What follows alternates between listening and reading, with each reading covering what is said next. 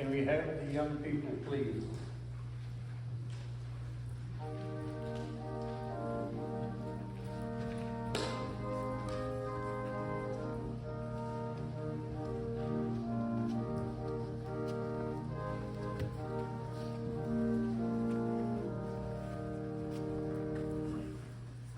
Good morning. How are you guys all? Okay, what do you think we should talk about today? You know what we should talk about? Okay. Let me start. Maybe I'll start with the older ones here. I got two sisters. Now, I'm going to create a situation, and this might have to do with another Bible verse that we deal with at another time of the year, but it's appropriate for today. Let's say that your parents ask you two guys to do something. You with me so far? And one of you, the first one, says, "Oh yes, I'll go and do that." And then you go out the door, but you don't do anything. You don't do what you said you were going to do. But they also told you to do the same thing, and you say, "No, I'm not going to do it." And you walk out, and you decide that was not a good idea, and then you go and do it. Now, kind of figuring, knowing your folks, neither one of you be in real great shape. But which one would you think would be preferred? The one that said, "I'm going to do it," and then doesn't? Or the one that says, "I'm not going to do it," and then repents kind of, and then goes and does it? The one that does it. Well, how about you? Do you agree? Did you hear what I said? Which one would be? Well, let me ask you. If your parents tell you to do something, or your grandmother or granddaughter tell you to do something, and you say you're going to do it, are they sad when you don't do it? They aren't. Well, that's kind of odd. And they don't get upset if you don't do it. Oh, now you changed your mind. Yeah, I think so. You think you'd be upset if you didn't mind? Yeah. Okay. Yeah, it's important if you say you're gonna do something, or if you want to help out, you actually have to do it, not just to say something, right? Yeah. Okay, so when you go home today and they ask you to do something, are you going to do it, or are you going to say, "No, I'm not going to do it"? You're going to do it. And why would you do that? For what? You do chores. For money. Well, that's even a better reason. They pay you for doing that? If you mind? Well, you think your folks would adopt me? Can I be your brother? No. Okay. All right. We always like to say we're going to do something, but unless we actually follow through and do it, it really isn't any good if we just have words. It's more important to do what we're supposed to do. Give them a hand, please.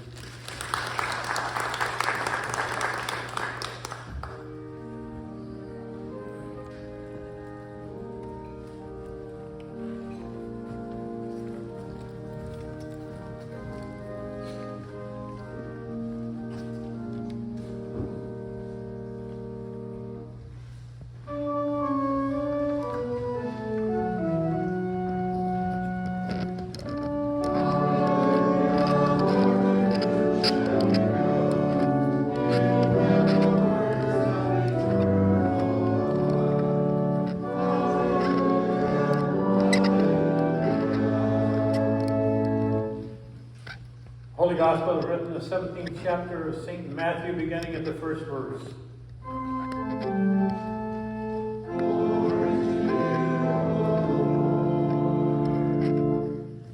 Jesus took with him Peter and James and his brother John, and led them up into a high mountain by themselves.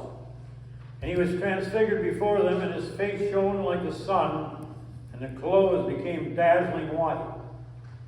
Suddenly there appeared to them Moses and Elijah talking with him. And Peter said to Jesus, "Lord, is it good to be here? If you wish, I will make 3 dwellings here, one for you, one for Moses, and one for Elijah." And while he was speaking, suddenly a bright cloud overshadowed them, and from the cloud a voice said, "This is my beloved, this is my Son, with him I am well pleased. Listen to him." When the disciples heard this, they fell to the ground and were overcome by fear. But Jesus came and touched them, saying, "Get up and do not be afraid." And when they looked up, they saw no one except Jesus himself alone. As they were coming down the mountain, Jesus ordered them, "Tell no one about the vision until after the Son of Man has been raised from the dead." Here ends the gospel for the day.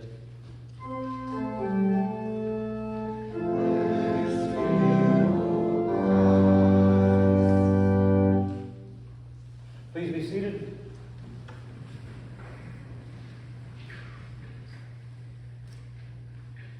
Have any of you ever wished silently that you could go back to the New Testament times and really have a conversation with Jesus to see what kind of a situation, what kind of a land he operated in, what kind of society it was, and listen to the words and be inspired by it?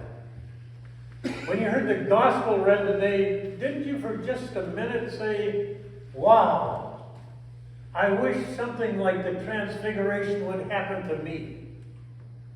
Because man, if I had something like the Transfiguration, Jesus would have me for life. No more doubts, no more questions, no more wondering about anything. Everything would make sense. I don't know how familiar you are with Transfiguration. It's recorded in all 3 Gospels and recorded amazingly, almost word for word in those 3 Gospels. One of the few events in the Bible which is recorded that alike in the 3 Gospels, the 3 Synoptics. But what happened is that Jesus, and sometime after that encounter he had with Peter, where he asked Peter who he thought he was, and Peter said, "You are the Son of the living God." And Jesus told him, "Upon this rock I'm going to build my church." And between that time and when he started to set his face to Jerusalem and go to be crucified for our sins, he took 3 apostles to the top of the mountain. And there was this mystical experience where they saw Moses, the lawgiver, and Elijah, the chief prophet in the Old Testament, standing with Jesus, communicating with him. And you can imagine that was an event that they probably never forgot.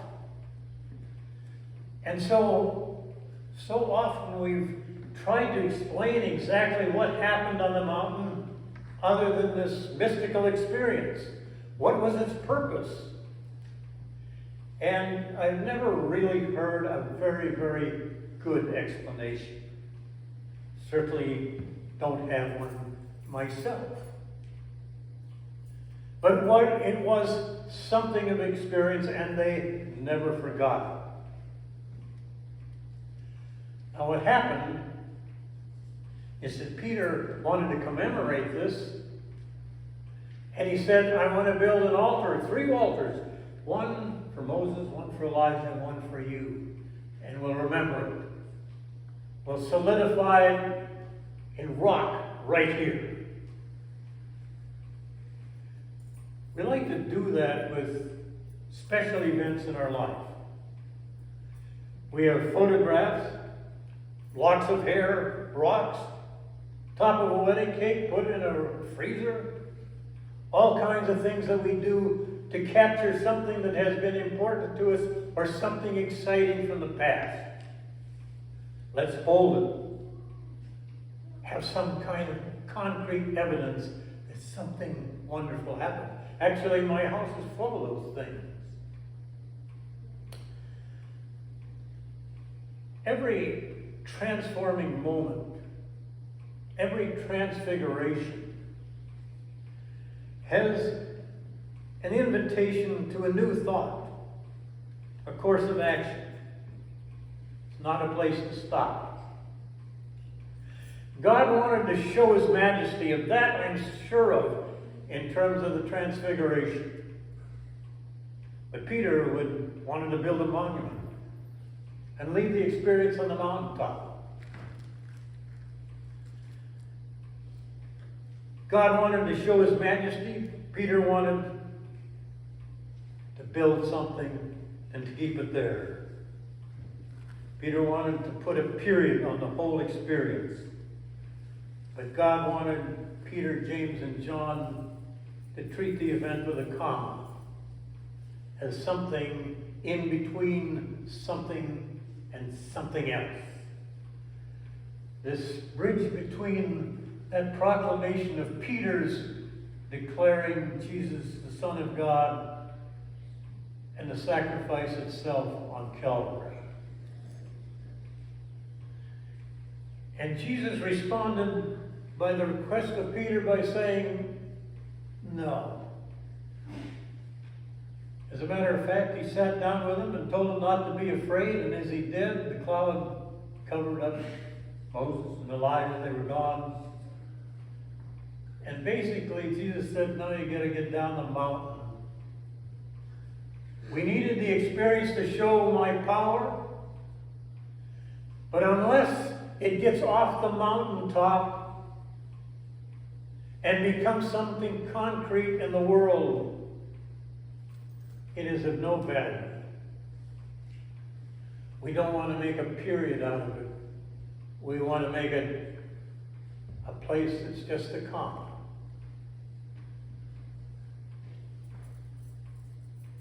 The whole Transfiguration thing seems kind of like the Cinderella story. We all like the Cinderella story, don't we? Poor Cinderella lost her mother and started to live at the mercy of an evil stepmother and some bad stepsisters. I think sometimes step people get bad press because of Cinderella. But in this story, it seemed to be the way it was.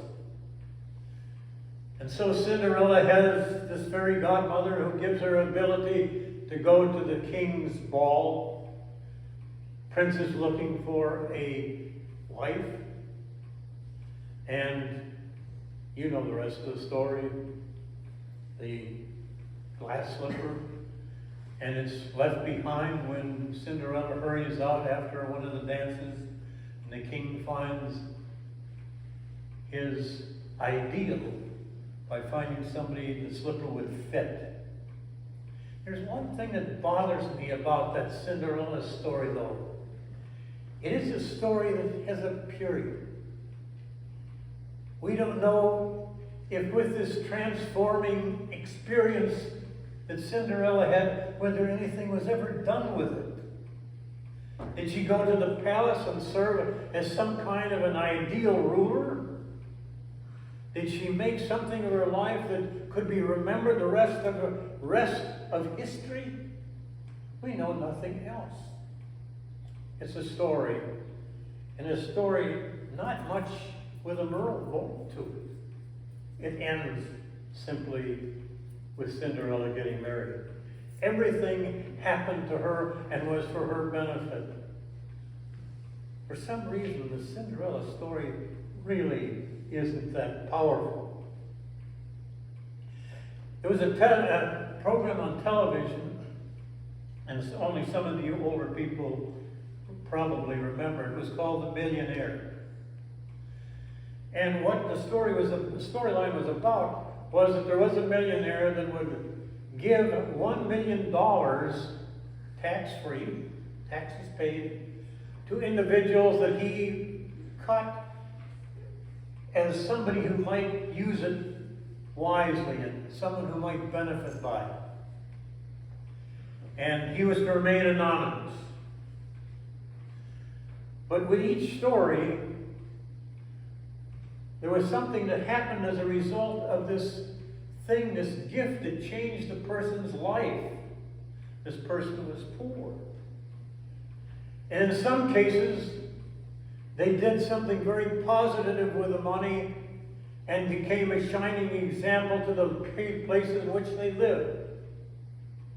Another group of people used it poorly, and soon they were adrift again, just like they had been before they received it. That transforming experience in their life, for some became a period, and for some became a comma to greater things. And so it is with us. When Peter, James, and John went down off the mountain, all of a sudden they realized they were back in the real world. They were dealing with a child who was an epileptic, and we had to start concentrating on the power of Jesus and his healing miracles that they would inherit when Jesus ascended into heaven.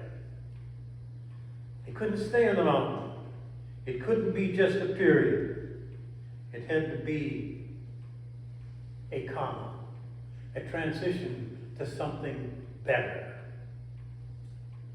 The people of God do not have the luxury of lounging on the mountains. I guess if you wanted to say there's a moral to this story, the Transfiguration, that would be it. The power of the story lies in the fact that we have a place to come and celebrate God's mercy and grace, but then we have to come off that mountain and get back into the daily activities of life and let the light shine to other people.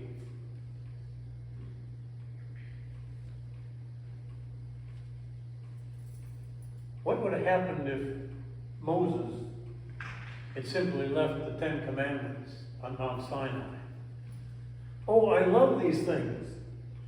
And let me place them here and I'll bring people up and look at it. Let us make a museum out of the Ten Commandments. No, the directive was for Moses to get off the mountain and to communicate them to the people. These are your responsibilities as the people of God. And God will be your God and you will be his people. And this is how it works.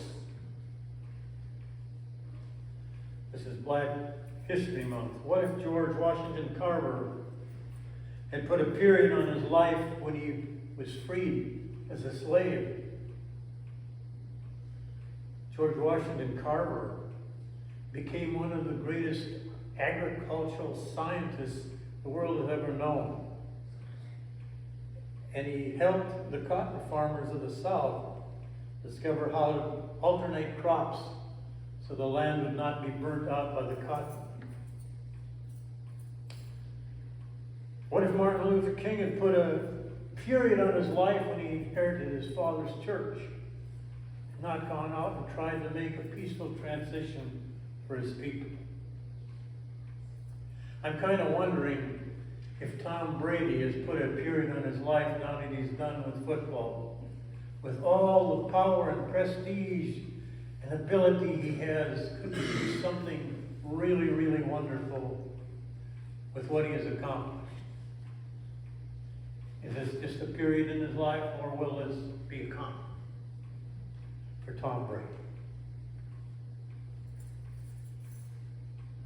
I think I've told you this before, but one of the plays that I had the privilege of being in was Death of a Salesman. And I remember a performance on the island of Maui, and it's nice to get the adulation that you get, the applause when it's all done. It really is intoxicating. I remember after one of the performances, I went into the city, into town the next morning. And I was sitting in the lobby with another person waiting for a business contact to come out of the office. And he looked at me and he said, "You're Willie Loman." And I said, "Yes."